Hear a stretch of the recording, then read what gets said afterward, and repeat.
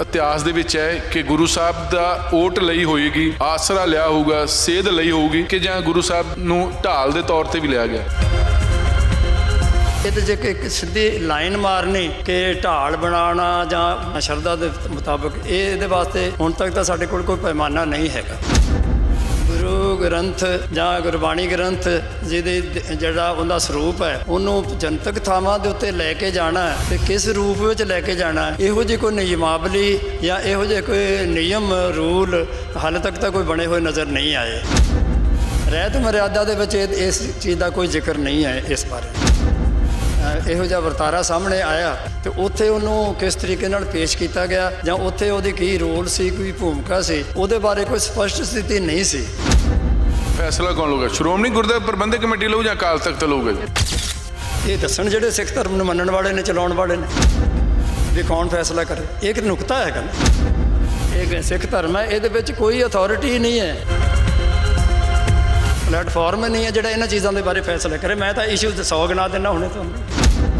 ਪੰਜ ਤਖਤਾਂ ਦੇ ਜਥੇਦਾਰ ਉਹ ਤਾਂ ਬਹੁਤ ਵੱਡੇ ਫੈਸਲੇ ਲੈ ਲੈਂਦੇ ਨੇ, ਤੁਹਾਨੂੰ ਵੀ ਛੇਕ ਸਕਦੇ ਨੇ ਜਿਸ ਹਿਸਾਬ ਤੇ ਤੁਸੀਂ ਗੱਲਾਂ ਕਰਦੇ। ਬਿਲਕੁਲ ਛੇਕ ਸਕਦੇ ਨੇ। ਅਕਾਲ ਤਖਤ ਦੇ ਜਥੇਦਾਰ ਦੇ ਜਿਹੜੀਆਂ ਯੋਗਤਾਵਾਂ, ਉਹਦਾ ਕਾਰਜ ਖੇਤਰ, ਉਹਦੀਆਂ ਜ਼ਿੰਮੇਵਾਰੀਆਂ ਕਿਧਰੇ ਵੀ ਡਿਫਾਈਨ ਨਹੀਂ ਕੀਤੀਆਂ। ਅਕਾਲ ਤਖਤ ਦਾ ਜਥੇਦਾਰ ਇੱਕ ਇੰਪਲਾਈ ਹੈ, ਅਹੁਦੇਦਾਰ ਹੈ, ਅਪਾਇੰਟ ਹੁੰਦਾ SGPC। SGPC ਐਸੀ ਸੰਸਥਾ ਜਿਹਨੂੰ ਸਾਰਾ ਸਿੱਖ ਧਰਮ ਹੈ, ਉਹਦੇ ਬਾਰੇ ਨਿਯਮ ਬਣਾਉਣ ਦਾ ਕੋਈ ਹੱਕ ਨਹੀਂ ਹੈ। ਗੁਰਦੁਆਰਾ ਐਕਟ ਹੈ, ਸਿੱਖ ਗੁਰਦੁਆਰਾ ਐਕਟ 1925, ਜਿਹਦੇ ਥੱਲੇ SGPC ਬਣੀ ਹੈ, ਉਸ ਐਕਟ ਦੇ ਅੰਦਰ ਜਥੇਦਾਰ ਦੀ ਪੋਸਟ ਹੀ ਹੈ ਨਹੀਂ। ਕੀ ਉਹਦੇ ਚ ਐਕਟ 1925 ਕੀ ਲਿਖਿਆ? ਲਿਖਿਆ ਹੀ ਨਹੀਂ ਹੋਇਆ। ਜਥੇਦਾਰ ਦਾ ਸ਼ਬਦ ਹੀ ਹੈ ਨਹੀਂ ਗਾ। ਫਿਰ ਅਕਾਲ ਤਖਤ ਸਾਹਿਬ ਤੇ ਹੀ ਨਜ਼ਰਾਂ ਜਾਂਦੀਆਂ ਨੇ। ਲਗਾ ਲਓ ਵੀ ਸਾਰਾ ਸਿੱਖ ਭਾਈਚਾਰਾ ਇਹ ਮੰਨਦਾ, ਬੰਨੀ ਬੈਠਾ ਹੈ ਕਿ ਅਸੀਂ ਜੋ ਅਕਾਲ ਤਖਤ ਦੇ ਜਥੇਦਾਰ ਸਾਹਿਬ ਜੋ ਕਹਿ ਦੇਣਗੇ ਅਸੀਂ ਸਾਨੂੰ ਮਨਜ਼ੂਰ ਹੈ। ਚਲੋ ਆਪਾਂ ਇੱਥੋਂ ਗੱਲ ਮੰਨ ਲਈ ਤੇ ਉਹਨਾਂ ਨੇ ਇੱਕ ਜਾਰੀ ਕੀਤਾ ਜੀ, ਅਸੀਂ 16 ਮੈਂਬਰੀ ਕਮੇਟੀ ਬਣਾ ਦਿੱਤੀ ਤੇ ਅਸੀਂ ਇਹ ਦੇਖਣਾ ਕਿ ਗੁਰਬਾਣੀ ਗ੍ਰੰਥ ਦੀ ਜਿਹੜਾ ਸਰੂਪ ਹੈ, ਉਹਨੂੰ ਅਸੀਂ ਕਿੱਥੇ ਕਿੱਥੇ ਲਿਜਾ ਸਕਦੇ ਹਾਂ ਤੇ ਕਿੱਥੇ ਨਹੀਂ ਲਿਜਾ ਸਕਦੇ। ਤੇ ਜੇ ਉਹ ਨਿਰਧਾਰਿਤ ਕਰ ਦੇਣਗੇ ਤੇ ਫਿਰ ਸਿੱਖ ਭਾਈਚਾਰਾ ਉਸ ਨੂੰ ਮੰਨ ਲਏਗਾ। ਇਹਦਾ ਕੋਈ ਹੱਲ ਨਿਕਲ ਆਉਂਦਾ ਤੇ ਫਿਰ ਇਹੋ ਜਿਹਾ ਤਾਂ ਹੋਰ ਵੀ ਸੈਂਕੜੇ ਇਸ਼ੂ ਹੈਗੇ, ਉਹਨਾਂ ਦਾ ਵੀ ਹੱਲ ਕੱਢੋ। ਸੇ ਗੁਰੂ ਸਾਹਿਬ ਨੇ ਕੋਈ ਰਹਿਤ ਮਰਿਆਦਾ ਨਹੀਂ ਬਣਾਈ। ਇਹ ਤਾਂ 1945 ਵਿੱਚ ਬਣੀ ਤੇ ਪਹਿਲਾਂ ਗੁਜ਼ਾਰਾ ਕਿਵੇਂ ਹੁੰਦਾ ਰਿਹਾ। ਅਜਨਾਲਾ ਕਾਂਡ ਤੋਂ ਬਾਅਦ ਅਕਾਲ ਤਖਤ ਦੇ ਜਥੇਦਾਰ ਗਿਆਨੀ ਹਰਪ੍ਰੀਤ ਸਿੰਘ ਹੋਣਾ ਵੱਲੋਂ ਇੱਕ ਕਮੇਟੀ ਬਣਾਈ ਗਈ ਹੈ ਕਿ ਧਰਨੇ, ਮੁਜ਼ਾਹਰੇ ਜਾਂ ਹੋਰ ਮੌਕਿਆਂ ਤੇ ਕੀ ਗੁਰੂ ਸਾਹਿਬ ਦੀ ਉੱਥੇ ਹਾਜ਼ਰੀ ਨੂੰ ਲੈ ਕੇ ਜਿਹੜਾ ਇੱਕ ਨਵਾਂ ਵਿਵਾਦ ਸ਼ੁਰੂ ਹੋਇਆ ਵਾਰਸ ਪੰਜਾਬ ਦੇ ਮੁਖੀ ਅੰਮ੍ਰਿਤਪਾਲ ਸਿੰਘ ਨੂੰ ਲੈ ਕੇ, ਕਿ ਆਰੋਪ ਲੱਗ ਰਹੇ ਨੇ, ਦੋਸ਼ ਲੱਗ ਰਹੇ ਨੇ ਕਿ ਉਹਨਾਂ ਨੇ ਗੁਰੂ ਸਾਹਿਬ ਦੀ ਢਾਲ ਬਣਾਈ ਤੇ ਫਿਰ ਥਾਣੇ ਤੇ ਕਬਜ਼ਾ ਕੀਤਾ। ਕਮੇਟੀ ਬਣੀ ਆ। ਕਮੇਟੀ ਬਾਰੇ ਅਸੀਂ ਅੱਜ ਗੱਲਬਾਤ ਕਰਾਂਗੇ। ਸਾਡੇ ਨਾਲ ਨੇ ਡਾਕਟਰ ਇਕਬਾਲ ਸਿੰਘ ਹੋਣੀ, ਜਿਨ੍ਹਾਂ ਨੇ ਸਿੱਖ ਫਲਸਫੇ, ਸਿਧਾਂਤ ਤੇ ਜੀਵਨ ਜਾਂਚ ਤੇ ਕਿਤਾਬਾਂ ਵੀ ਲਿਖੀਆਂ ਤੇ ਖੋਜ ਕੀਤੀ ਹੈ, ਤੇ ਉਹ ਕਮੇਟੀ ਦੀ ਰੂਪਰੇਖਾ ਤੇ ਰਹਿਤ ਮਰਿਆਦਾ ਨੂੰ ਕਿਵੇਂ ਦੇਖਦੇ ਨੇ। ਡਾਕਟਰ ਇਕਬਾਲ ਸਿੰਘ ਹੋਣੀ, ਡਾਕਟਰ ਸਾਹਿਬ ਬਹੁਤ ਬਹੁਤ ਸਵਾਗਤ ਹੈ।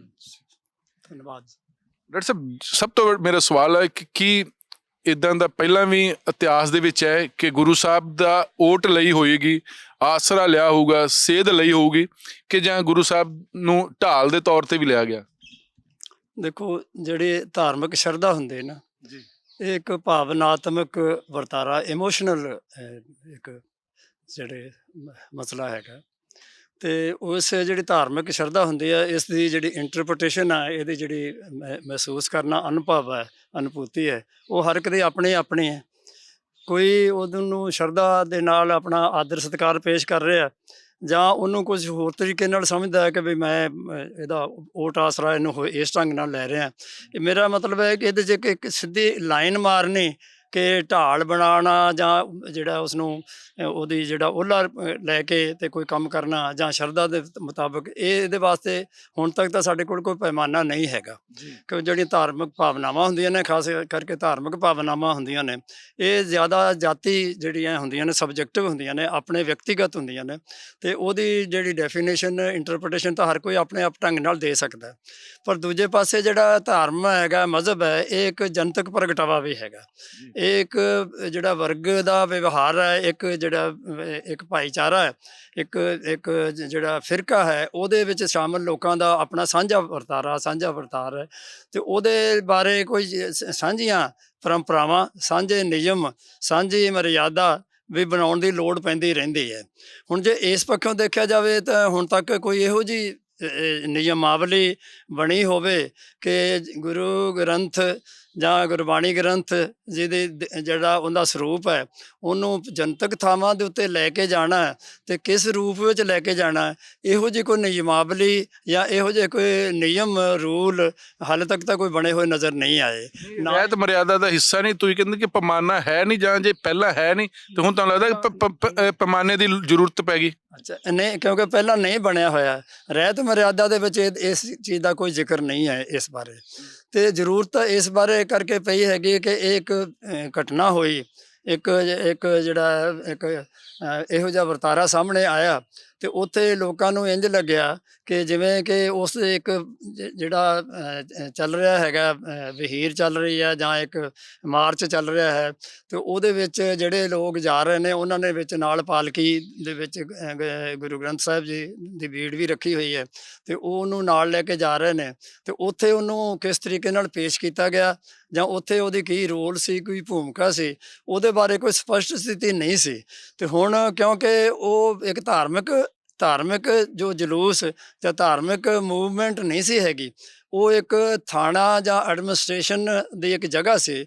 ਉੱਥੇ ਕੋਈ ਆਪਣੀ ਮੰਗ ਦੇ ਬਾਰੇ ਜਾਂ ਆਪਣੀ ਇੱਕ ਸਮੱਸਿਆ ਦੇ ਬਾਰੇ ਕੁਝ ਲੋਕ ਗਏ ਸੀ ਤੇ ਨਾਲ ਉਹ ਗੁਰਬਾਣੀ ਗ੍ਰੰਥ ਦੀ ਜਿਹੜੀ ਭੀੜ ਹੈ, ਜਾਂ ਅਸੀਂ ਸ੍ਰੀ ਗੁਰੂ ਗ੍ਰੰਥ ਸਾਹਿਬ ਕਹਿ ਕੇ ਸਤਿਕਾਰ ਕਰਦੇ ਹਾਂ ਉਹਨਾਂ ਦਾ, ਤੇ ਉਹ ਪਾਲਕੀ ਜਾਂ ਪਾਲਕੀ ਸਾਹਿਬ ਦੇ ਵਿੱਚ ਨਾਲ ਲੈ ਗਏ। ਤੇ ਇਹ ਕਿੱਥੋਂ ਤੱਕ ਜਾਇਜ਼ ਹੈ, ਇਸ ਦੇ ਬਾਰੇ ਸੋਚਣ ਦਾ ਇੱਕ ਮੌਕਾ ਬਣ ਗਿਆ ਹੁਣ ਕਿ ਵਾਕਿਆ ਇਹ ਸਹੀ ਰਿਹਾ ਜਾਂ ਨਹੀਂ ਸਹੀ ਰਿਹਾ, ਤੇ ਇਹਦੇ ਬਾਰੇ ਪ੍ਰੋਜ਼ ਐਂਡ ਕੌਨਸ, ਜਿਵੇਂ ਅਸੀਂ ਕਹਿੰਦੇ ਹਾਂ ਕਿ ਉਹਦੇ ਹੱਕ 'ਚ ਕਿਹੜੇ ਜਿਹੜੇ ਨੁਕਤੇ ਜਾਂਦੇ ਨੇ ਜਾਂ ਇਹਦੇ ਬਾਰੇ ਕੀ ਇਤਰਾਜ਼ ਕੀਤੇ ਜਾ ਸਕਦੇ ਨੇ, ਇਹਦੇ ਬਾਰੇ ਇੱਕ ਮੌਕਾ ਬਣ ਗਿਆ। ਤੇ ਔਰ ਲੋਕਾਂ ਦੀ ਇਹ ਡਿਮਾਂਡ ਆਈ, ਪਰ ਇਹ ਦੇਖਣ ਨੂੰ ਆਇਆ ਕਿ ਬਹੁਤ ਸਾਰੇ ਲੋਕਾਂ ਨੇ ਇਸ ਨੂੰ ਸਹੀ ਢੰਗ ਨਹੀਂ ਲਿਆ, ਇਸ ਦੀ ਆਲੋਚਨਾ ਹੀ ਕੀਤੀ ਹੈ। ਆਲੋਚਨਾ ਦੇ ਲਾਇਕ ਹੈ ਕਿ ਨਹੀਂ ਹੈ? ਐਕਸ਼ਨ ਸਹੀ ਕਿ ਗਲਤ ਸੀ? ਇਹ ਗਲਤ ਇਸ ਪੱਖ ਤੋਂ ਬਣਦਾ ਹੈਗਾ ਕਿ ਇੱਕ ਐਡਮਿਨਿਸਟ੍ਰੇਸ਼ਨ ਦੇ ਨਾਲ ਸਾਡੀ ਸਮੱਸਿਆ ਹੈ।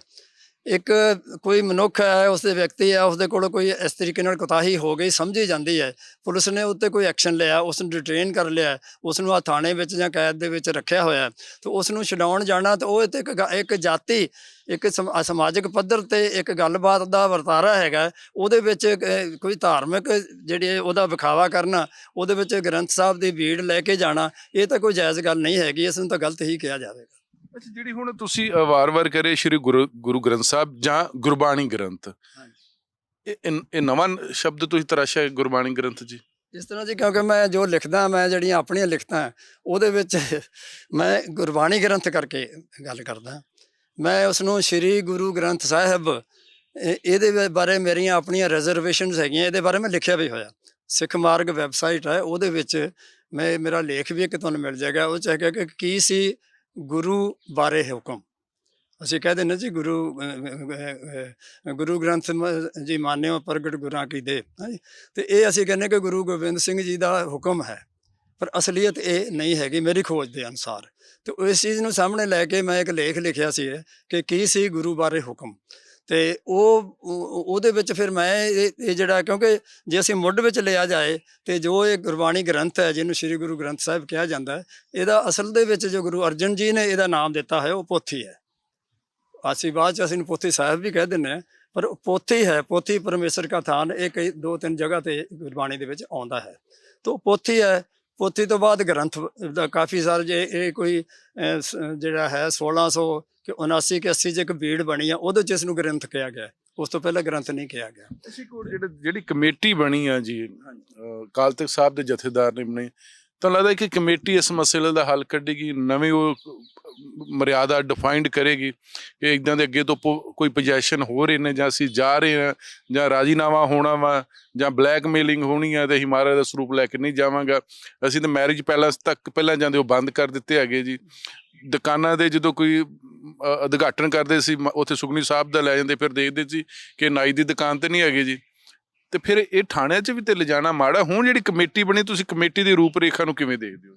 ਕਮੇਟੀ ਦੇਖੋ, ਕਮੇਟੀ ਬਣਾ ਦੇਣੀ ਤੇ ਇਹਨੂੰ ਅਸੀਂ ਇੱਕ ਚੰਗਾ ਐਡਮਿਨਿਸਟ੍ਰੇਸ਼ਨ ਦੇ ਵਿੱਚ, ਪ੍ਰਬੰਧ ਦੇ ਵਿੱਚ ਅਸੀਂ ਤੇ ਇਹਨੂੰ ਚੰਗੀ ਗੱਲ ਗਿਣਦੇ ਹਾਂ ਵੀ ਕਮੇਟੀ ਬਣਾ ਦਿਓ। ਉਹਦੇ ਕੁਝ ਮੈਂਬਰ ਹੋਣਗੇ ਅਲੱਗ-ਅਲੱਗ ਪਹਿਲੂਆਂ ਤੋਂ, ਅਲੱਗ-ਅਲੱਗ ਖੇਤਰਾਂ ਤੋਂ, ਉਹ ਇਕੱਠੇ ਬਹਿ ਕੇ ਵਿਚਾਰ ਕਰਨਗੇ ਤੇ ਇੱਕ ਚੰਗਾ ਫੈਸਲਾ ਲੈ ਆਉਣਗੇ।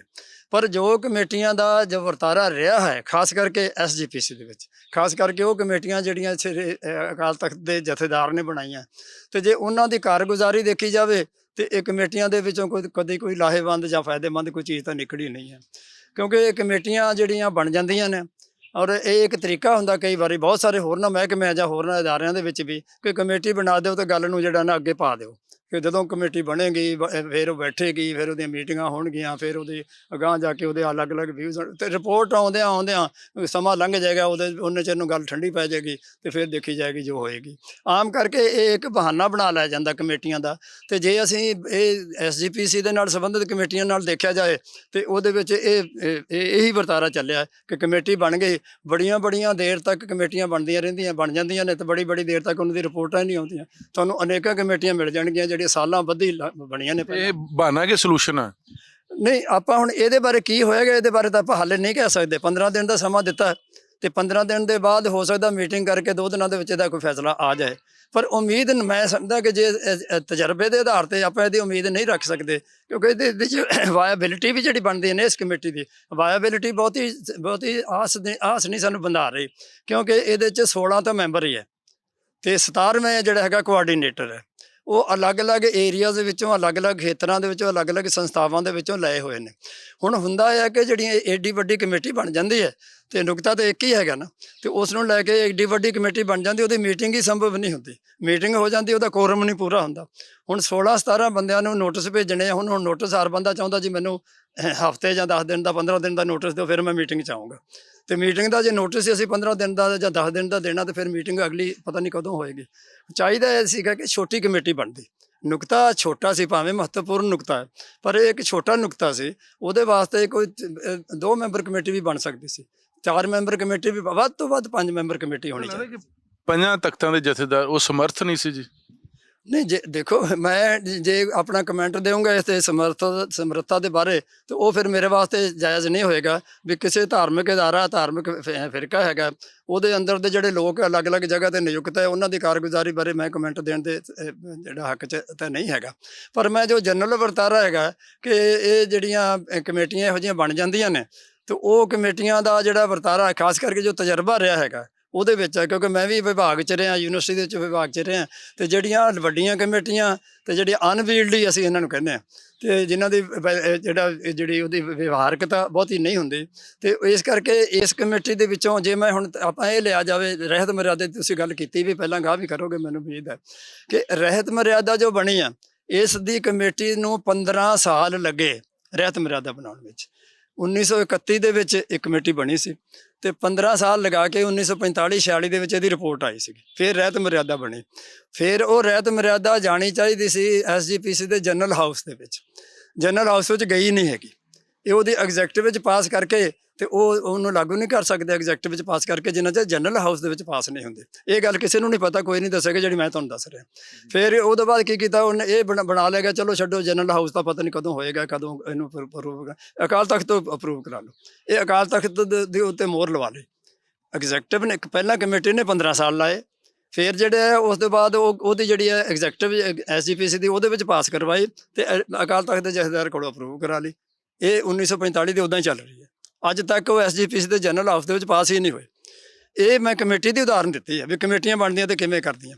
ਇਸੇ ਤਰ੍ਹਾਂ ਜਿਹੜੇ 328 ਸਰੂਪ ਗੁੰਮ ਹੋਏ, ਉਹਦੀ ਕਮੇਟੀ ਬਣੀ ਸੀ, ਉਹਦੀ ਰਿਪੋਰਟ ਕੋਈ ਨਹੀਂ, ਉਹਦਾ ਪਤਾ ਨਹੀਂ ਕਿੱਥੇ ਹੈ ਕਿੱਥੇ ਨਹੀਂ ਹੈ। ਇਸੇ ਤਰ੍ਹਾਂ ਤੁਹਾਨੂੰ ਮੈਂ ਬਹੁਤਾ ਅੰਦਰ ਨਹੀਂ ਜਾਣਾ ਚਾਹੂੰਗਾ ਐਸਜੀਪੀਸੀ ਜਾਂ ਇਹਨਾਂ ਦੀ ਫੰਕਸ਼ਨਿੰਗ ਦੇ, ਕਿ ਕਮੇਟੀਆਂ ਬਣੀਆਂ ਨੇ ਪਰ ਉਹਨਾਂ ਦੀ ਰਿਪੋਰਟਾਂ ਨਹੀਂ ਆਈਆਂ। ਬਹੁਤ ਸਾਰੇ ਹੋਰ ਇਸ਼ੂ ਹੈਗੇ ਨੇ। ਹੁਣ ਜੇ ਇਸ਼ੂ ਦੀ ਗੱਲ ਕਰੀਏ ਤੇ ਇਕੱਲੇ ਇਹ ਇਸ਼ੂ ਨਹੀਂ ਹੈਗਾ, ਇਹ ਦੂਜਾ ਪਹਿਲੂ ਆ ਜਿਹੜਾ ਮੈਂ ਇਹਦੇ ਨਾਲ ਐਡ ਕਰਨ ਲੱਗਾ ਕਿ ਐਸਜੀਪੀਸੀ ਦੇ ਸਾਹਮਣੇ, ਸਿੱਖ ਭਾਈਚਾਰੇ ਦੇ ਸਾਹਮਣੇ, ਅਕਾਲ ਤਖਤ ਦੇ ਜਥੇਦਾਰ ਦੇ ਸਾਹਮਣੇ ਇਕੱਲਾ ਇੱਕ ਇਹ ਇਸ਼ੂ ਨਹੀਂ ਹੈਗਾ। ਜੇ ਸਿੱਖ ਧਰਮ ਦੀ ਤੁਸੀਂ ਉਦਾਹਰਨ ਲੈਣੀ ਹੋਵੇ ਤੇ ਇਹਦੇ ਵਿੱਚ ਅਨੇਕਾਂ ਐਸੇ ਇਸ਼ੂ ਨੇ ਜਿਹੜੇ ਅਨਰਿਜ਼ੋਲਵਡ ਪਏ, ਜਿਨ੍ਹਾਂ ਦੇ ਬਾਰੇ ਕੋਈ ਫੈਸਲਾ ਨਹੀਂ ਹੈ। ਇਹਦਾ ਮਤਲਬ ਉਹਦੇ ਬਾਰੇ ਤੇ ਬਹੁਤ ਸਾਰੀ ਕਮੇਟੀਆਂ ਬਣਾ। ਮੈਂ ਜੇ ਤੁਸੀਂ ਮੈਥੋਂ ਲਿਸਟ ਬਣਾ ਕੇ ਮੈਂ ਦੇਣੀ ਹੋਵੇ ਤੁਹਾਨੂੰ, ਮੈਂ 100 ਇਸ਼ੂ ਇਹੋ ਜਿਹੇ ਦੱਸ ਦੇਣਾ ਜਿਹੜਾ ਆਪਣੇ ਸਾਹਮਣੇ ਆਇਆ। ਇਹ ਸਾਹਮਣੇ ਤੇ ਜਿਵੇਂ ਉਹ ਤੁਸੀਂ ਕਹਿ ਰਹੇ ਕਿ ਇਹ ਨੁਕਤਾ ਛੋਟਾ ਲੇਕਿਨ ਮਹੱਤਵਪੂਰਨ ਆ, ਤੇ ਜਿਹੜੇ ਤੁਸੀਂ ਕਹਿ ਰਹੇ ਕਿ ਅਨਰਿਜ਼ੋਲਵਡ ਪਏ ਨੇ ਉਹਨਾਂ ਚੋਂ ਕਿਹੜੇ ਤੁਹਾਡੇ ਹਿਸਾਬ ਦੇ ਨਾਲ ਮਹੱਤਵਪੂਰਨ ਨੇ? ਇੱਕ ਤਾਂ ਮੈਂ ਰਹਿਤ ਮਰਿਆਦਾ ਦੀ ਦੱਸ ਦਿੰਦਾ। ਜਿਹੜੀ ਰਹਿਤ ਮਰਿਆਦਾ ਲਾਗੂ ਕੀਤੀ ਹੋਈ ਹੈ ਉਹਦੀ ਵੈਲਿਡਿਟੀ ਕੀ ਹੈ? ਇੱਕ ਕਮੇਟੀ ਨੇ ਬਣਾਈ, ਮੁੜ ਕੇ ਉਹ ਹਲੇ ਐਸਜੀਪੀਸੀ ਨੇ ਅਪਰੂਵ ਹੀ ਨਹੀਂ ਕੀਤੀ। ਫਿਰ ਉਹਦੇ ਅੱਗੇ ਆ ਜਾਏਗਾ ਕਿ ਐਸਜੀਪੀਸੀ ਦੇ ਕੋਲ ਪਾਵਰ ਵੀ ਹੈਗੀ ਰਹਿਤ ਮਰਿਆਦਾ ਬਣਾਉਣ ਦੀ।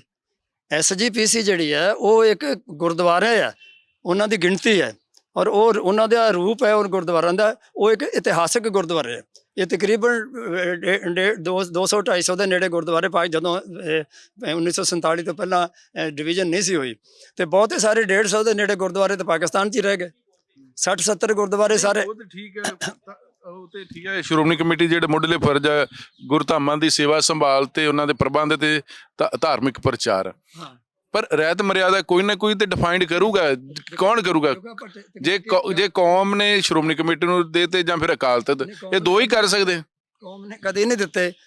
ਜਿਹੜੀ ਐਸਜੀਪੀਸੀ ਹੈ ਉਹਦਾ ਇੱਕ ਪ੍ਰਬੰਧਕ ਕਮੇਟੀ ਹੈ ਗੁਰਦੁਆਰਿਆਂ ਦੀ। ਜਿਹੜਾ ਸਾਰਾ ਸਿੱਖ ਭਾਈਚਾਰਾ ਜਾਂ ਸਿੱਖ ਫਿਰਕਾ ਹੈ ਜਾਂ ਸਿੱਖ ਧਰਮ ਹੈ, ਉਹਦੇ ਬਾਰੇ ਕੋਈ ਰੂਲ ਬਣਾਉਣੇ ਉਹ ਐਸਜੀਪੀਸੀ ਦੇ ਦਾਇਰੇ ਵਿੱਚ ਨਹੀਂ ਆਉਂਦਾ। ਫਿਰ ਕੌਣ ਬਣਾ ਸਕਦਾ? ਇਹ ਵੀ ਇੱਕ ਇਸ਼ੂ ਹੈ।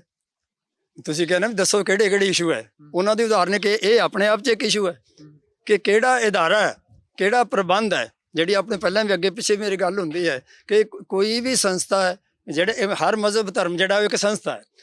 ਜੇ ਕੋਈ ਵੀ ਸੰਸਥਾ ਹੈ ਉਹਦਾ ਕੋਈ ਰੂਪ ਰੇਖਾ ਹੁੰਦੀ ਹੈ, ਉਹਦਾ ਕੋਈ ਨਾ ਕੋਈ ਪ੍ਰਬੰਧ ਹੁੰਦਾ, ਉਹਨੂੰ ਕੋਈ ਚਲਾਉਣ ਵਾਲਾ ਹੁੰਦਾ, ਚਲਾਉਣ ਵਾਲੀ ਇੱਕ ਅਥਾਰਟੀ ਹੁੰਦੀ ਹੈ, ਉਹਦੇ ਨਿਯਮ ਹੁੰਦੇ ਨੇ, ਉਹਦੇ ਜਿਹੜੀਆਂ ਪਰੰਪਰਾਵਾਂ ਹੁੰਦੀਆਂ ਸੋਲਿਡ, ਜਿਹੜੀਆਂ ਠੋਸ ਪਰੰਪਰਾਵਾਂ ਹੁੰਦੀਆਂ। ਸਿੱਖ ਧਰਮ ਵਿੱਚ ਤਾਂ ਕੋਈ ਮੈਨੂੰ ਨਜ਼ਰ ਨਹੀਂ ਆਉਂਦੀ ਹੈਗੀ। ਇੰਨੇ ਇਸ਼ੂ ਨੇ, ਇੰਨੇ ਜਿਹੜੇ ਹੈ ਮਸਲੇ ਨੇ, ਇੰਨੇ ਨੁਕਤੇ ਨੇ ਜਿਨ੍ਹਾਂ ਦੇ ਬਾਰੇ ਕੋਈ ਫੈਸਲੇ ਲੈਣ ਦੀ ਲੋੜ ਹੈ ਕੋਈ ਨਹੀਂ। ਸਾਰਾ ਹੀ ਭੰਬਰ ਭੂਸਾ ਹੈਗਾ। ਮੈਂ ਉਦਾਹਰਨ ਜੇ ਹੋਰ ਦੇਣੀ ਹੋਵੇ, ਗੁਰਬਾਣੀ ਦੇ ਵਿੱਚ ਰਾਗਮਾਲਾ ਹੈ, ਰਾਗਮਾਲੇ ਬਾਰੇ ਕੋਈ ਫੈਸਲਾ ਨਹੀਂ ਹੈ। ਅਰਦਾਸ ਕੀਤੀ ਜਾਂਦੀ ਹੈ ਤੇ ਅਰਦਾਸ ਦੇ ਵਿੱਚ ਪ੍ਰਥਮ ਭਗਉਤੀ ਸਿਮਰ ਕੇ, ਭਗਉਤੀ ਤਾਂ ਦੁਰਗਾ ਦੇਵੀ ਹੈ, ਉਹ ਦੁਰਗਾ ਦੇਵੀ ਦੇ ਨਾਲ ਅਰਦਾਸ ਕਿਵੇਂ ਸ਼ੁਰੂ ਹੁੰਦੀ ਹੈ? ਜਿਹੜਾ ਇਹ ਦਸਮ ਗ੍ਰੰਥ ਹੈ ਜਿਹਨੂੰ ਉਹ ਕਹਿੰਦੇ ਜੀ ਗੁਰੂ ਗੋਬਿੰਦ ਸਿੰਘ ਜੀ ਦਾ ਲਿਖਿਆ, ਬਹੁਤ ਸਾਰੇ ਲੋਕ ਮੰਨਦੇ ਨੇ, ਕਹਿੰਦੇ ਜੀ ਗੁਰੂ ਗੋਬਿੰਦ ਸਿੰਘ ਦਾ ਨਹੀਂ ਲਿਖਿਆ ਹੋਇਆ। ਲੋਕਾਂ ਨੇ ਇਨਾਮ ਰੱਖੇ ਹੋਏ 5-5 ਕਰੋੜ ਵੀ ਸਾਬਤ ਕਰੋ ਵੀ ਗੁਰੂ ਗੋਬਿੰਦ ਸਿੰਘ ਜੀ ਦਾ ਲਿਖਿਆ ਹੋਇਆ। ਨਹੀਂ, ਫਿਰ ਇਹ ਕੌਣ ਕਰੂਗਾ? ਫੈਸਲਾ ਕੌਣ ਲਊਗਾ? ਸ਼੍ਰੋਮਣੀ ਗੁਰਦੁਆਰਾ ਪ੍ਰਬੰਧਕ ਕਮੇਟੀ ਲਊ ਜਾਂ ਅਕਾਲ ਤਖਤ ਲਊਗਾ? ਇਹ ਤੁਸੀਂ ਦੱਸੋ। ਇਹ ਦੱਸਣ ਜਿਹੜੇ ਸਿੱਖ ਧਰਮ ਨੂੰ ਮੰਨਣ ਵਾਲੇ ਨੇ, ਚਲਾਉਣ ਵਾਲੇ ਨੇ, ਵੀ ਕੌਣ ਫੈਸਲਾ ਕਰੇ। ਇਹ ਇੱਕ ਨੁਕਤਾ ਹੈਗਾ ਨਾ। ਇਹਦਾ ਮਤਲਬ ਇਹ ਜਿਹੜੀ ਸਿੱਖ ਧਰਮ ਹੈ ਇਹਦੇ ਵਿੱਚ ਕੋਈ ਅਥਾਰਟੀ ਨਹੀਂ ਹੈ, ਕੋਈ ਇਹਦੇ 'ਚ ਇਦਾਰਾ ਜਾਂ ਇਹਦਾ ਪਲੇਟਫਾਰਮ ਨਹੀਂ ਹੈ ਜਿਹੜਾ ਇਹਨਾਂ ਚੀਜ਼ਾਂ ਦੇ ਬਾਰੇ ਫੈਸਲਾ ਕਰੇ। ਮੈਂ ਤਾਂ ਇਸ਼ੂ 100 ਗਿਣਾ ਦਿੰਦਾ ਹੁਣੇ ਤੁਹਾਨੂੰ। ਤੇ ਫਿਰ ਅਕਾਲ ਤਖਤ ਜਦੋਂ ਬੈਠਦੇ ਨੇ ਪੰਜ ਤਖਤਾਂ ਦੇ ਜਥੇਦਾਰ, ਉਹ ਤਾਂ ਬਹੁਤ ਵੱਡੇ ਫੈਸਲੇ ਲੈ ਲੈਂਦੇ ਨੇ, ਤੁਹਾਨੂੰ ਵੀ ਛੇਕ ਸਕਦੇ ਨੇ ਜਿਸ ਹਿਸਾਬ ਦੀਆਂ ਤੁਸੀਂ ਗੱਲਾਂ ਕਰਦੇ, ਤੇ ਉਹ ਤੇ ਅਥਾਰਟੀ ਮਿਲੀ ਹੋਈ ਨਾ ਜੀ। ਬਿਲਕੁਲ ਛੇਕ ਸਕਦੇ ਨੇ। ਤੇ ਅਥਾਰਟੀ ਜਿਹੜਾ ਦੇਖੋ ਨਾ, ਇਹ ਆਪਣਾ ਇਸ਼ੂ ਹੋਰ ਪਾਸੇ ਚਲੇ ਜਾਏਗਾ ਜਦੋਂ ਫਿਰ ਤਾਂ ਆਪਾਂ ਇਹ ਗੱਲ ਕਹਿ ਰਹੇ ਹਾਂ ਕਿ ਕੋਈ ਹੈ ਨਹੀਂ ਹੈ, ਤੇ ਫਿਰ ਅਕਾਲ ਤਖਤ ਸਾਹਿਬ ਕੀ ਆ ਜੀ? ਫਿਰ ਉਹਦਾ ਤੇ ਵੀ ਆਪਣਾ ਇੱਕ ਰੋਲ ਆ, ਡਿਫਾਈਨਡ ਆ, ਪਰਿਭਾਸ਼ਿਤ ਕੀਤਾ ਹੋਇਆ। ਨਹੀਂ ਪਰਿਭਾਸ਼ਿਤ ਕੀਤਾ ਹੋਇਆ। ਅਕਾਲ ਤਖਤ ਦੇ ਜਥੇਦਾਰ ਦੇ ਜਿਹੜੀਆਂ ਯੋਗਤਾਵਾਂ, ਉਹਦਾ ਕਾਰਜ ਖੇਤਰ, ਉਹਦੀਆਂ ਜ਼ਿੰਮੇਵਾਰੀਆਂ ਕਿਧਰੇ ਵੀ ਡਿਫਾਈਨ ਨਹੀਂ ਕੀਤੀਆਂ ਹੋਈਆਂ। ਅਕਾਲ ਤਖਤ ਦਾ ਜਥੇਦਾਰ ਇੱਕ ਇੰਪਲਾਈ ਹੈ, ਅਹੁਦੇਦਾਰ ਹੈ, ਅਪਾਇੰਟ ਹੁੰਦਾ ਐਸਜੀਪੀਸੀ ਕੋਲ। ਐਸਜੀਪੀਸੀ ਐਸੀ ਸੰਸਥਾ ਜਿਹਨੂੰ ਸਾਰਾ ਸਿੱਖ ਧਰਮ ਹੈ ਉਹਦੇ ਬਾਰੇ ਨਿਯਮ ਬਣਾਉਣ ਦਾ ਕੋਈ ਹੱਕ ਨਹੀਂ ਹੈ।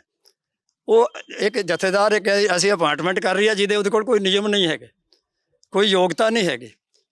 ਇੱਥੋਂ ਤੱਕ ਕਿ ਜਿਹੜੇ ਐਕਟ, ਗੁਰਦੁਆਰਾ ਐਕਟ ਹੈ, ਸਿੱਖ ਗੁਰਦੁਆਰਾ ਐਕਟ 1925, ਜਿਹਦੇ ਥੱਲੇ ਐਸਜੀਪੀਸੀ ਬਣੀ ਹੈ, ਉਸ ਐਕਟ ਦੇ ਅੰਦਰ ਜਥੇਦਾਰ ਦੀ ਪੋਸਟ ਹੀ ਹੈ ਨਹੀਂ। 1930 ਤੋਂ ਜਥੇਦਾਰ ਦੀ ਪੋਸਟ ਅਪਾਇੰਟਮੈਂਟ ਹੋਣੀ ਸ਼ੁਰੂ ਹੋਈ ਹੈ। ਜਥੇਦਾਰ ਦੀ ਉੱਥੇ ਪੋਸਟ ਹੀ ਨਹੀਂ, ਡੈਫੀਨੇਸ਼ਨ ਹੀ ਹੈ ਨਹੀਂ। ਕੀ ਉਹਦੇ ਚ ਐਕਟ 1925 ਕੀ ਲਿਖਿਆ ਹੈਗਾ? ਲਿਖਿਆ ਹੀ ਨਹੀਂ ਹੋਇਆ। ਜਥੇਦਾਰ ਦਾ ਸ਼ਬਦ ਹੀ ਹੈ ਨਹੀਂਗਾ। ਨਹੀਂ, ਉਹ ਤੇ ਇਦਾਂ ਦੀਆਂ ਗੱਲਾਂ ਹੋਰ ਵੀ ਵਿਦਵਾਨ ਕਰਦੇ ਰਹਿੰਦੇ ਹੈਗੇ। ਉਹ ਕਹਿ ਰਹੇ ਕਿ ਮੁੱਖ ਸੇਵਾਦਾਰ ਕਹਿੰਦੇ ਰਹੇ ਹੈਗੇ ਨੇ, ਵਿਵਾਦ ਨਵਾਂ ਖੜਾ ਕੀਤਾ ਗਿਆ ਹੈਗਾ। ਪਰ ਕੁੱਲ ਮਿਲਾ ਕੇ ਮਸਲਾ ਇਹ ਆ ਕਿ ਜਿਹੜੇ ਸਿੱਖ ਕੌਮ ਦੇ ਵਿੱਚ ਦੁਬਦਾ ਪੈਂਦੀਆਂ, ਜਾਂ ਇਹ ਆ ਗਿਆ ਅੰਮ੍ਰਿਤਪਾਲ ਸਿੰਘ ਹੋਣਾ ਵੱਲੋਂ ਜਿਹੜਾ ਜਨਾਲਾ ਕਾਂਡ ਕੀਤਾ ਗਿਆ, ਇੱਕ ਦੁਬਦਾ ਭੰਬਲ ਭੂਸਾ ਨਹੀਂ ਕਿਹਾ, ਇੱਕ ਵਿਵਾਦ ਆ। ਵਿਵਾਦ ਨੂੰ ਹੱਲ ਕਰਨ ਵਾਸਤੇ ਕੱਲ ਕੋਈ ਵੀ ਆੜ ਲੈ ਸਕਦਾ ਮਹਾਰਾਜ ਦੀ, ਤੇ ਉਹਨੂੰ ਆੜ ਨੂੰ ਰੋਕਣ ਵਾਸਤੇ ਤੇ ਸਾਡੇ ਵਾਸਤੇ ਕੀ ਹੈਗਾ, ਸਿੱਖ ਧਰਮ ਵਾਸਤੇ ਕੀ ਆ ਜੀ? ਅਕਾਲ ਤਖਤ ਆ। ਅਕਾਲ ਤਖਤ ਸਾਡੇ ਵਾਸਤੇ ਸੁਪਰੀਮ ਆ। ਮੰਨ ਲਈ ਗੱਲ, ਮਹਾਰਾਜ ਦੀ ਤੇ ਨਾ ਕਹੋ, ਤੁਸੀਂ ਕਹੋ ਜੀ ਅਕਾਲ ਤਖਤ ਦੇ ਜਥੇਦਾਰ ਦੀ ਮੰਨਣੀ ਪੈਣੀ ਹੈ। ਮਹਾਰਾਜ ਤੇ ਮੈਂ ਇਹ ਕਹਿ ਰਿਹਾ ਕਿ ਜੇ ਕੱਲ ਮਹਾਰਾਜ ਤਾਂ ਮੇਰੇ ਕਹਿੰਦਾ ਜੇ ਸ਼੍ਰੀ ਗੁਰੂ ਗ੍ਰੰਥ ਸਾਹਿਬ ਜੀ ਨੂੰ ਕੱਲ ਨੂੰ ਹੋਰ ਕੋਈ ਆੜ ਲਵੇ, ਮੈਂ ਉਹ ਮਹਾਰਾਜ ਉਹਨੂੰ ਕੀ ਕਿਹਾਗਾ। ਮੈਂ ਕਹਿੰਦਾ ਕਿ ਇੱਕ ਕੌਮ ਦੇ ਵਿੱਚ ਇਦਾਂ ਵਿਵਾਦ ਹੁੰਦਾ ਤੇ ਫਿਰ ਅਕਾਲ ਤਖਤ ਸਾਹਿਬ ਤੇ ਹੀ ਨਜ਼ਰਾਂ ਜਾਂਦੀਆਂ ਨੇ। ਗੱਲ ਉਹ ਵੀ ਸਾਰਾ ਸਿੱਖ ਭਾਈਚਾਰਾ ਇਹ ਮੰਨਦਾ ਬੰਨੀ ਬੈਠਾ ਹੈ ਕਿ ਅਸੀਂ ਜੋ ਅਕਾਲ ਤਖਤ ਦੇ ਜਥੇਦਾਰ ਸਾਹਿਬ ਜੋ ਕਹਿ ਦੇਣਗੇ ਅਸੀਂ ਸਾਨੂੰ ਮਨਜ਼ੂਰ ਹੈ। ਚਲੋ ਆਪਾਂ ਇੱਥੋਂ ਗੱਲ ਮੰਨ ਲੈਂਦੇ ਹਾਂ। ਹੁਣ ਅਕਾਲ ਤਖਤ ਦੇ ਜਥੇਦਾਰ ਜੀ ਨੇ ਕੀ ਕੀਤਾ ਕਿ ਇੱਕ 27 ਤਰੀਕ ਨੂੰ ਲੈਟਰ ਜਾਰੀ ਕਰਕੇ ਉਹਨਾਂ ਦੇ ਆਫਿਸ ਨੇ, ਇਹ ਆਫਿਸ ਨੇ ਜਾਰੀ ਕੀਤਾ, ਉਹਨਾਂ ਦੇ ਜਥੇਦਾਰ ਜੀ ਦੇ ਉੱਤੇ ਦਸਤਖਤ ਨਹੀਂ ਹੈਗੇ, ਤੇ ਉਹ ਉਹਨਾਂ ਨੇ ਇੱਕ ਜਾਰੀ ਕੀਤਾ ਜੀ ਅਸੀਂ 16 ਮੈਂਬਰੀ ਕਮੇਟੀ ਬਣਾ ਦਿੱਤੀ ਹੈ, ਉਹਦੇ ਆਹ ਕੋਆਰਡੀਨੇਟਰ ਹੋਣਗੇ। ਉਹਨਾਂ ਦਾ ਜਿਹੜਾ ਏਜੰਡਾ ਹੈ ਜਾਂ ਉਹਨਾਂ ਦਾ ਅੱਗੇ ਵਿਸ਼ਾ ਇਹ ਹੋਏਗਾ ਕਿ ਅਸੀਂ ਇਹ ਦੇਖਣਾ ਕਿ ਗੁਰਬਾਣੀ ਗ੍ਰੰਥ ਦੀ ਜਿਹੜਾ ਸਰੂਪ ਹੈ ਉਹਨੂੰ ਅਸੀਂ ਕਿੱਥੇ ਕਿੱਥੇ ਲਿਜਾ ਸਕਦੇ ਹਾਂ ਤੇ ਕਿੱਥੇ ਨਹੀਂ ਲਿਜਾ ਸਕਦੇ, ਉਹ ਇਹ ਨਿਰਧਾਰਿਤ ਕਰਨਗੇ। ਤੇ ਜੇ ਉਹ ਨਿਰਧਾਰਿਤ ਕਰ ਦੇਣਗੇ ਤੇ ਫਿਰ ਸਿੱਖ ਭਾਈਚਾਰਾ ਉਸ ਨੂੰ ਮੰਨ ਲਏਗਾ। ਪਰ ਮੇਰੀ ਬੇਨਤੀ ਉਹਦੇ ਨਾਲ ਇਹ ਹੈ ਕਿ ਜੇ ਇਹ ਇਸ਼ੂ ਰਿਜ਼ੋਲਵ ਹੋ ਜਾਂਦਾ, ਇਹਦਾ ਕੋਈ ਹੱਲ ਨਿਕਲ ਆਉਂਦਾ, ਤੇ ਫਿਰ ਇਹੋ ਜਿਹਾ ਤਾਂ ਹੋਰ ਵੀ ਸੈਂਕੜੇ ਇਸ਼ੂ ਹੈਗੇ, ਉਹਨਾਂ ਦਾ ਵੀ ਹੱਲ ਕੱਢੋ। ਫਿਰ ਰਾਗਮਾਲਾ ਰੱਖਣੀ ਹੈ ਗੁਰਬਾਣੀ ਦੇ ਵਿੱਚ ਕਿ ਨਹੀਂ ਰੱਖਣੀ, ਹੱਲ ਕੱਢੋ ਕਿ ਰਹਿਤ ਮਰਿਆਦਾ ਜਿਹੜੀ ਇਹ ਫਾਈਨਲ ਹੈ, ਜਿਹੜੀ ਸਾਡੀ ਚੱਲ ਲਾਗੂ ਹੋਈ ਹੈ, ਇਹ ਵਾਕਈ ਸਹੀ ਹੈ। ਕਿਉਂਕਿ ਗੁਰੂ ਸਾਹਿਬ ਨੇ ਤਾਂ ਕੋਈ ਰਹਿਤ ਮਰਿਆਦਾ ਨਹੀਂ ਬਣਾਈ ਸੀ, ਕਿਸੇ ਗੁਰੂ ਸਾਹਿਬ ਨੇ ਕੋਈ ਰਹਿਤ ਮਰਿਆਦਾ ਨਹੀਂ ਬਣਾਈ, ਇਹ ਤਾਂ 1945 ਵਿੱਚ ਬਣੀ ਹੈ। ਤੇ ਪਹਿਲਾਂ ਗੁਜ਼ਾਰਾ ਕਿਵੇਂ ਹੁੰਦਾ ਰਿਹਾ, ਗੁਰੂ ਸਾਹਿਬ ਦਾ ਗੁਜ਼ਾਰਾ ਕਿਵੇਂ ਹੁੰਦਾ ਰਿਹਾ, ਤੇ ਇਹਦੇ ਬਾਰੇ ਜਿਹੜਾ ਹੈ ਉਹ ਕੋਈ ਫੈਸਲਾ ਕੀਤਾ ਜਾਵੇ। ਤੇ ਜਾਂ ਇਹ ਹੈਗਾ ਕਿ ਜਿਵੇਂ ਹੁਣ ਬੀੜਾਂ ਨੇ, ਤੇ ਜਿੱਦਾਂ ਇਹ ਕਿਹਾ ਜਾਂਦਾ ਹੈਗਾ ਕਿ ਕਰਤਾਰਪੁਰੀ ਬੀੜ ਹੈ, ਤੇ ਇਹ ਖੋਜੀਆਂ ਨੇ ਖੋਜ ਕਰਕੇ ਦੱਸੀ ਕਿ ਕਰਤਾਰਪੁਰੀ ਬੀੜ ਜਿਹੜੀ ਉਹ ਅਸਲੀ ਬੀੜ ਨਹੀਂ ਹੈਗੀ। ਉਹ ਤੇ ਸਵਾਲ ਹੈ ਕਿ ਇਹ ਉੱਥੇ ਸ਼ਰਧਾ ਦਾ ਆ ਜਾਂਦਾ ਕਿ ਇੱਥੇ ਹੈਗੇ ਮਹਾਰਾਜ ਦੇ ਸਰੂਪ ਨੂੰ ਤੁਸੀਂ ਇਸਤੇਮਾਲ ਕੀਤਾ ਹੈਗਾ, ਉਹ ਫਰਕ ਹੈਗਾ, ਬਹੁਤ ਫਰਕ ਆ। ਤੁਸੀਂ ਵਿਵਾਦ ਦੇ ਵਿੱਚ ਨਵਾਂ ਵਿਵਾਦ ਛੇੜ ਰਹੇ ਹੋਗੇ। ਮੈਂ ਇਹ ਉਦਾਹਰਨ ਦੇ ਰਿਹਾ ਕਿ ਉਦਾਹਰਨ ਤੁਹਾਡੀ ਵਿਵਾਦਾਂ ਦਾ, ਉੱਥੇ ਹੈਗੀ ਸ਼ਰਧਾ ਹੈਗੀ, ਨਤਮਸਤਕ ਆ, ਦੂਜੇ ਪਾਸੇ ਆੜ ਲੈਣੀ ਹੈਗੀ, ਫਰਕ ਹੈਗਾ, ਬਹੁਤ ਜ਼ਿਆਦਾ ਫਰਕ ਹੈ। ਸਮੇਟ ਲਿਆ ਸੀਗਾ, ਉਸ ਪੁਆਇੰਟ ਨੂੰ ਸਮੇਟ ਲਿਆ ਸੀਗਾ ਕਿ ਕਮੇਟੀ ਬਣ ਗਈ, ਕਮੇਟੀ ਨੇ ਰਿਕਮੈਂਡੇਸ਼ਨ ਦੇ ਦਿੱਤੀ ਕਿ ਇੱਥੇ ਲਿਜਾਣਾ ਚਾਹੀਦੀ ਹੈ ਸਾਨੂੰ ਸਰੂਪ ਗ੍ਰੰਥ ਸਾਹਿਬ ਦਾ ਸਰੂਪ ਇੱਥੇ ਲਿਜਾਣਾ ਚਾਹੀਦਾ, ਇੱਥੇ ਨਹੀਂ ਲਿਜਾਣਾ ਚਾਹੀਦਾ। ਇਹ ਸਮਝੋ ਕਮੇਟੀ ਨੇ ਫੈਸਲਾ ਕਰ ਦਿੱਤਾ ਤੇ ਅਕਾਲ ਤਖਤ ਦੇ ਜਥੇਦਾਰ ਨੇ ਉਹ ਜਾਰੀ ਕਰ ਦਿੱਤਾ। ਸਾਰੇ ਸਿੱਖ ਭਾਈਚਾਰੇ ਨੇ ਉਸ ਨੂੰ ਮੰਨ ਲਿਆ। ਇਹਦਾ ਮਤਲਬ ਇੱਕ ਇਸ਼ੂ ਜਿਹੜਾ ਖਤਮ ਹੋ ਗਿਆ, ਉਹਦਾ ਹੱਲ ਨਿਕਲ ਆਇਆ। ਮੇਰੀ ਬੇਨਤੀ ਇਹ ਹੈ ਕਿ ਉਹ ਇੱਕ ਇਸ਼ੂ ਨਹੀਂ ਹੈਗਾ, ਬਹੁਤ ਸੈਂਕੜੇ ਇਸ਼ੂ ਨੇ ਜਿਹੜੇ ਸਿੱਖ ਭਾਈਚਾਰੇ ਦੇ ਸਾਹਮਣੇ, ਉਹਨਾਂ ਦਾ ਵੀ ਹੱਲ ਕੱਢਿਆ ਜਾਵੇ। ਐਕਟ ਖਤਰਨਾਕ ਸੀ ਨਾ, ਇਹ ਤੇ ਐਕਟ ਖਤਰਨਾਕ ਸੀ ਨਾ, ਜਿਹੜਾ ਤੁਸੀਂ ਕਹਿ ਰਹੇ ਕਿ ਆਪਾਂ ਸਮੇਟਤਾ ਹੈਗਾ, ਇਹ ਤੇ ਐਕਟ ਖਤਰਨਾਕ, ਇਹਦਾ ਭਵਿੱਖ ਦੇ ਵਿੱਚ ਹੋਰ ਵੀ ਇਹਦੀ ਦੁਰਵਰਤੋਂ ਹੋ ਸਕਦੀ ਸੀ। ਹੋਣੀ ਸੀ, ਹੱਲ ਹੋਏਗੀ ਜੀ, ਹੁੰਦੀ ਆ ਰਹੀ ਹੈਗੇ। ਬਹੁਤ ਸਾਰੇ ਗੁਰਦੁਆਰੇ ਇਦਾਂ ਹੀ ਬਣੇ ਹੈਗੇ ਕਿ ਸਰੂਪ ਲੈ ਗਏ ਤੇ ਝੰਡਾ ਗੱਡ ਦਿੱਤਾ ਤੇ ਗੁਰਦੁਆਰਾ ਬਣ ਗਿਆ, ਤੇ ਉਹ ਉੱਥੇ ਨਜਾਇਜ਼ ਕਬਜ਼ਾ ਹੈ। ਗੁਰਦੁਆਰੇ ਜਿਹੜੇ ਨਜਾਇਜ਼ ਕਬਜ਼ੇ ਤੇ ਬਣੇ ਹੋਏ ਨੇ, ਕਿਆ ਉਹਨਾਂ ਨੂੰ ਹੁਣ ਢਾਇਆ ਜਾਏਗਾ? ਉਹ ਤਾਂ ਉਹਨਾਂ 'ਤੇ ਕਿਸੇ ਨੇ ਨਹੀਂ ਢਾਉਣੇ, ਉੱਥੇ ਸ਼ਰਧਾ ਆ ਜਾਣੀ ਹੈਗੀ। ਸੋ ਇਸ ਤਰੀਕੇ ਨਾਲ ਇਸ ਗੱਲ ਦਾ ਜਿਹੜਾ ਦੁਰਉਪਯੋਗ ਹੋ ਸਕਦਾ ਹੈ, ਤੇ ਜੇ ਉਹ ਦੁਰਉਪਯੋਗ ਰੁਕ ਜਾਏਗਾ ਤਾਂ ਬੜੀ ਚੰਗੀ ਗੱਲ ਹੋਵੇਗੀ। ਅੱਛਾ, ਮੇਰਾ ਆਖਰੀ ਸਵਾਲ ਹੈ, ਤੁਸੀਂ ਲੱਗਦਾ ਕਿ ਜਿਹੜੀ ਬਹੁਤ ਸਾਰੇ ਹੋਰ ਵੀ ਇਦਾਂ ਦੇ ਦੁਬਿਧਾ ਜਾਂ ਚੁਣੌਤੀਆਂ ਨੇ ਜਾਂ ਚੈਲੰਜ ਨੇ, ਉਹਦੇ ਵੀ ਹੱਲ ਹੋਣੇ ਚਾਹੀਦੇ ਨੇ? ਹਾਂ, ਮੇਰੀ ਬੇਨਤੀ ਇਹ ਹੈ ਕਿ ਜਿਹੜੀਆਂ ਬਾਕੀ ਵੀ ਗੱਲਾਂ ਨੇ, ਕਿਉਂਕਿ ਸਿੱਖ ਭਾਈਚਾਰੇ ਦੇ ਅੰਦਰ ਜੋ ਮਰਜ਼ੀ ਹੋਈ ਜਾਂਦਾ, ਇਹਨੂੰ ਇੱਥੇ ਨਹੀਂ ਛੱਡਿਆ ਜਾ ਸਕਦਾ। ਕਿਉਂਕਿ ਸਾਡਾ ਸਾਰਾ ਸਮਾਜਿਕ ਵਰਤਾਰਾ ਇਹਨਾਂ ਗੱਲਾਂ ਦਾ ਅਸਰ ਬਾਹਰ ਹੁੰਦਾ ਹੈ। ਜਿਸ ਤਰੀਕੇ ਨਾਲ ਫਰਜ਼ ਕਰੋ ਵੀ ਨਗਰ ਕੀਰਤਨ ਹੈ, ਮੈਂ ਕੋਈ ਹੋ ਸਕਦਾ ਮੇਰੇ ਖਿਆਲ 10-12 ਸਾਲ ਹੋ ਗਏ ਤੇ ਲੇਖ ਵੀ ਇੱਕ ਲਿਖਿਆ ਸੀ, ਤੇ ਵੀ ਨਗਰ ਕੀਰਤਨ ਜਿਹੜੇ ਉਹ ਕਿੰਨੇ ਕੁ ਜਾਇਜ਼ ਹੈਗੇ, ਕਿੰਨੇ ਹੈਗੇ। ਹੁਣ ਉਹ ਨਗਰ ਕੀਰਤਨ ਇੱਕ ਲੰਘਦਾ ਹੈਗਾ, ਟ੍ਰੈਫਿਕ ਰੁਕ ਜਾਂਦੀ ਹੈ, ਸ਼ੋਰ ਹੁੰਦਾ, ਰੌਲਾ ਹੁੰਦਾ, ਤੇ ਉੱਥੇ ਵੀ ਤਾਂ ਇਹ ਲਿਜਾਇਆ ਜਾਂਦਾ ਗੁਰਬਾਣੀ ਗ੍ਰੰਥ ਦਾ ਸਰੂਪ, ਉੱਥੇ ਵੀ ਤਾਂ ਰੱਖਿਆ ਹੁੰਦਾ। ਮੇਰਾ ਸਵਾਲ ਉਹ ਹੈ ਕਿ ਜਦੋਂ ਅਸੀਂ ਨਗਰ ਕੀਰਤਨ ਜਾਂ ਜਲੂਸ, ਉੱਥੇ ਸ਼ਰਧਾ ਆ ਜਾਂਦੀ ਹੈਗੀ, ਉੱਥੇ ਅਸੀਂ ਆੜ ਨਹੀਂ ਲੈਂਦੇ ਹੈਗੇ, ਉੱਥੇ ਪ੍ਰਚਾਰ ਦਾ ਇੱਕ ਸਾਧਨ ਵੀ ਹੈਗਾ, ਇੱਕ ਸ਼ਰਧਾ ਵੀ ਹੈਗੀ ਹੈ ਨਾ। ਮੈਂ ਫਿਰ ਉਹੀ ਕਹਿ ਰਿਹਾ ਹੈਗਾ, ਉੱਥੇ ਨਾ ਪ੍ਰਚਾਰ ਸੀ ਨਾ ਪ੍ਰਸਾਰ ਸੀ, ਉੱਥੇ ਆੜ ਸੀ। ਚਲੋ ਆੜ ਵਾਲਾ ਪੁਆਇੰਟ ਜਿਹੜਾ ਨਾ, ਇਹ ਤਾਂ ਹੁਣ ਇੰਨਾ ਕਿ ਇਹਦੀ ਚਰਚਾ ਹੋ ਗਈ ਹੈ, ਇਹ ਤਾਂ ਲੋਕਾਂ ਦੇ ਸਾਹਮਣੇ ਗੱਲ ਆ ਗਈ ਹੈ ਵੀ ਆੜ ਨਹੀਂ ਲੈਣੀ ਚਾਹੀਦੀ। ਇਹ ਤਾਂ ਹਰ ਬੰਦਾ ਹੁਣ ਇਹ ਗੱਲ ਨੂੰ ਸੋਚਦਾ ਵੀ ਆੜ ਲੈ ਕੇ ਕੋਈ ਇਹੋ ਜਿਹਾ ਕੰਮ ਨਹੀਂ ਕਰਨਾ ਚਾਹੀਦਾ, ਜਿਹਦੇ ਕਰਕੇ ਸਾਨੂੰ ਲੱਗੇ ਵੀ ਅਸੀਂ ਜਿਹੜਾ ਹੈ ਨਾ ਉਸ ਨਜਾਇਜ਼ ਫਾਇਦਾ ਉਠਾ ਰਹੇ ਹਾਂ। ਤੇ ਮੇਰਾ ਇਹ ਕਮੇਟੀ ਤੇ ਤੁਹਾਨੂੰ ਭਰੋਸਾ ਨਹੀਂ ਹੈਗਾ? ਨਹੀਂ, ਲੱਗਦਾ ਹੈ ਕਿ ਜੇ ਅਸੀਂ ਪੁਰਾਣਾ ਤਜਰਬਾ ਲਿਆ ਜਾਵੇ ਤੇ ਉਹਦੇ ਲਿਹਾਜ਼ ਨਾਲ ਤਾਂ ਲੱਗਦਾ ਨਹੀਂ ਕਿ ਉਹ ਇਹੋ ਜਿਹਾ ਕੋਈ ਪੱਕਾ ਹੱਲ ਜਿਹੜਾ ਉਹ ਦੇ ਸਕਣਗੇ ਇਹਦੇ ਬਾਰੇ। ਤੇ ਦੇਖੋ, ਅਸੀਂ ਉਮੀਦ ਰੱਖ ਲੈਂਦੇ ਹਾਂ, ਆਸ਼ਾਬੰਦ ਹੋ ਜਾਂਦੇ ਹਾਂ ਵੀ ਕੋਈ ਇਹਦਾ ਹੱਲ ਕੱਢ ਦੇਗੀ ਤਾਂ ਬੜੀ ਚੰਗੀ ਗੱਲ ਹੋਏਗੀ। ਤੁਹਾਡੇ ਹਿਸਾਬ ਦੇ ਨਾਲ ਕੀ ਹੱਲ ਹੈ ਜੀ? ਦੇਖੋ, ਮੇਰਾ ਹਿਸਾਬ ਦੇ ਨਾਲ ਤੇ ਹੈਗਾ ਵੀ ਅਸੀਂ ਗੁਰਬਾਣੀ ਗ੍ਰੰਥ ਨੂੰ ਗੁਰਦੁਆਰਿਆਂ ਦੇ ਤੱਕ ਹੀ ਸੀਮਿਤ ਰੱਖੀਏ, ਬਾਹਰ ਜਨਤਕ ਥਾਵਾਂ ਦੇ ਉੱਤੇ ਨਾ ਲੈ ਕੇ ਜਾਇਆ ਜਾਵੇ ਕਿਸੇ ਵੀ ਢੰਗ ਨਾਲ। ਚਲੋ, ਬਹੁਤ ਮਿਹਰਬਾਨੀ। Thank you. ਔਰ ਜਿੱਥੋਂ ਤੱਕ ਅੰਮ੍ਰਿਤਪਾਲ ਸਿੰਘ ਦਾ ਸਵਾਲ ਹੈ ਕਿ ਅਜਨਾਲਾ ਕਾਂਡ ਦੇ ਵਿੱਚ ਜਿਹੜਾ ਉਹਨਾਂ ਵੱਲੋਂ ਐਕਟ ਕੀਤਾ ਗਿਆ ਉਸ ਐਕਟ ਦੀ ਨਿੰਦਿਆ ਹੋ ਰਹੀ ਆ, ਪਰ ਸਵਾਲ ਆ ਕਿ ਉਸ ਐਕਟ ਭਵਿੱਖ ਦੇ ਵਿੱਚ ਕੋਈ ਹੋਰ ਨਾ ਕਰੇ, ਉਹਨੂੰ ਲੈ ਕੇ ਹੁਣ ਅਕਾਲ ਤਖਤ ਸਾਹਿਬ ਵੱਲੋਂ ਇੱਕ ਕਮੇਟੀ ਦਾ ਗਠਨ ਕੀਤਾ ਗਿਆ। ਹੁਣ ਕਮੇਟੀ ਦੀ ਰਿਪੋਰਟ ਦਾ ਇੰਤਜ਼ਾਰ ਆ ਕਿ ਜਾਂ ਫਿਰ ਜਿਹੜੀ ਰਿਪੋਰਟ ਤਿਆਰ ਹੋ ਜਾਊਗੀ ਉਹ ਫਿਰ ਜਨਤਕ ਨਹੀਂ ਹੋਊਗੀ। ਇਹ ਸ਼੍ਰੋਮਣੀ ਕਮੇਟੀ ਤੇ ਵੀ ਤੇ ਅਕਾਲ ਤਖਤ ਸਾਹਿਬ ਦੇ ਜਥੇਦਾਰ ਤੇ ਵੀ ਇੱਕ ਵੱਡਾ ਸਵਾਲੀਆ ਨਿਸ਼ਾਨ ਖੜਾ ਹੋ ਗਿਆ। ਫਿਲਹਾਲ ਤੁਸੀਂ ਇਸੇ ਤਰ੍ਹਾਂ ਦੇਖਦੇ ਰਹੋ ABC ਪੰਜਾਬ। ਧੰਨਵਾਦ।